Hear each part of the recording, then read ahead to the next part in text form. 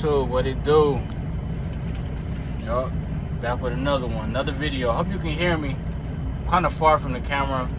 My mount is somewhere where I can't find it, so I'm using a big large soda that I bought from Wendy's to hold up the phone. Anyways, man, I come today to talk about the ice pick Bandit. I don't know if you guys have heard of him or seen him. Well, obviously you haven't seen him. You probably heard of him. It's some dude, some mysterious person, like a Sasquatch, who's going around and slashing. He's not slashing the tires. He's using an ice pick and poking tiny little holes that can't be seen by the naked eye or heard by an ear. The only way you find these holes is either you come out and do a pre-trip and you find your tire is flat, which it may not go flat that fast depending on how many holes he pokes in it. So remember that, because you can't see them and you can't hear them, right? Nor can you even feel the air. Even if you hold your hand up against the sidewall of the tire where he stabs them, you won't even be able to feel the air coming out of it. The only way you can find it is if you get a tire solution, which is basically just soap and water.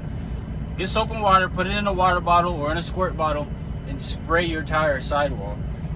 Then the soap bubbles will form from the air, and then you'll know I have a slow leak on my tire sidewall. That's the only way you'll know.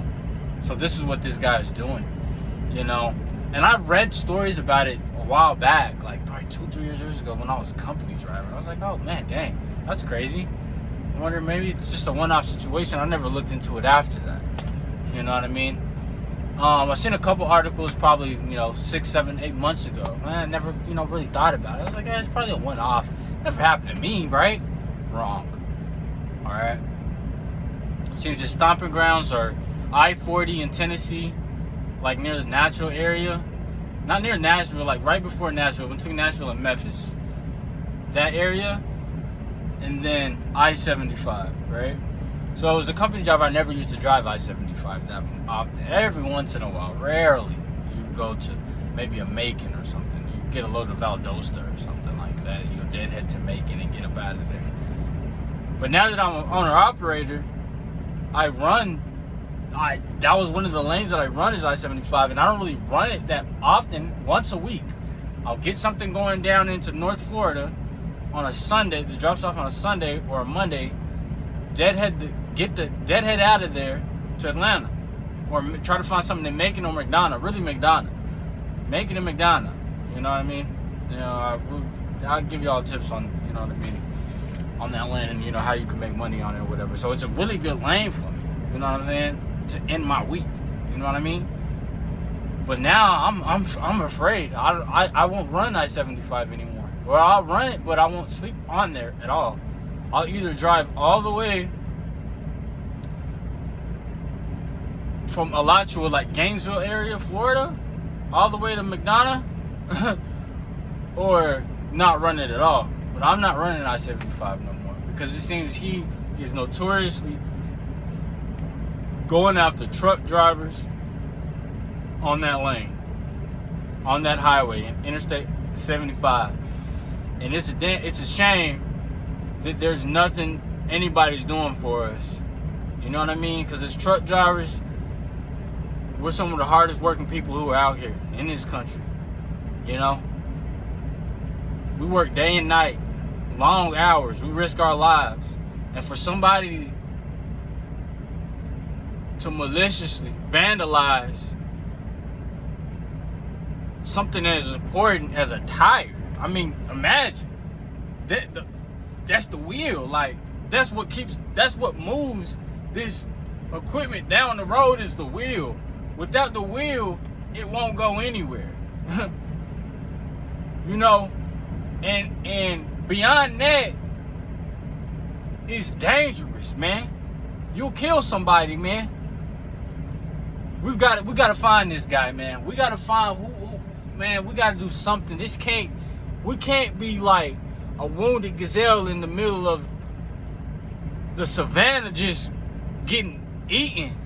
Like, we just pray out here. We shut down for the night. We're dead tired. There's no way you're gonna be able to, you can't even hear it. Somebody with an ice pick on the sidewalk, there's no way you can hear it, man. There's no way you can feel it. I mean, as a truck driver at night, man, there's so many noises and wind blowing that you hear. Man, you zone out to that stuff. It's just wind, you know? Oh, the truck shook a little bit. It's probably just wind blowing or something like that. Nobody ever thinks that there's somebody vandalizing my truck. Unless it's a big boom or bang, then you, oh, damn, somebody hit me, then you'll wake up. But something like, you know, a little swing or sway from the wind, or you wouldn't bother to get up and check that. So we got to figure out a way to catch this dude, man. And I don't know what we can do, honestly. I really don't. I'm really lost for words on what we can do. I'm lost for ideas on how we can deter this guy, besides just sticking out of the areas that apparently he targets, which is I75, Georgia. And I've heard he gets parts of that Florida area too off of that I-10. That I-10 75 split where, you know what I mean, bifurcation goes off, you go out, you go I-10 east to west, or you go 75 north to south. I heard he gets that area too. So I-75 from Florida on up to Atlanta, Georgia, I wouldn't sleep on any of those truck stops or off any of those on ramps or off ramps. Man, he got me slashed damn near 9 of my tires, man. Yup. You heard me right, man. 9 of my tires, man. But, you know, I'll survive. I'll get through it. That won't stop me. I'm determined. I'll make it through it. It is what it is. What can I do at this point? If I caught him, I'd do something to him. But I can't. There's nothing I can do. He's a coward. He won't do it in front of your face. He waits until you